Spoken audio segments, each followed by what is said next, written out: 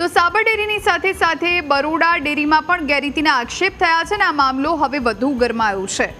બરોડા ડેરીના ડિરેક્ટર અને ભાજપના ધારાસભ્ય સામસામે આવ્યા। ડિરેક્ટર કુલદીપસિંહ રાઉલજી અને ધારાસભ્ય કેતન ઇનામદાર સામસામે આવ્યા। સાવલીના ધારાસભ્ય લોકોને ગેરમાર્ગે દોરી રહ્યા છે તેવી વાત કુલદીપસિંહે કહી છે। અમે બંને ભાજપમાં હોવા છતાં મને બદનામ કરી રહ્યા છે તેવી વાત પણ તેમણે કહી।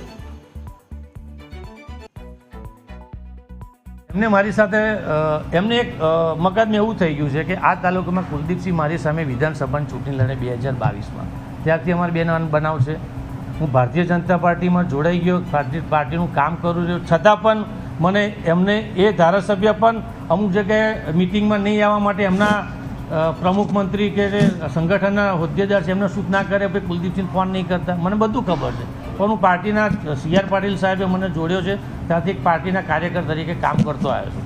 એમને એવું છે કુલદીપસિંહ મારી સામે વિધાનસભા લડ્યા, એનું બદલું હું ડેરીમાં કેવી રીતે લઉં એ બાબતે તેને જ્યારના ઠરાવ ઉઘરાવવામાં ત્યાંથી મારા દૂધ મંડીના પ્રમુખ મંત્રીને ડરાવી રહ્યા છે।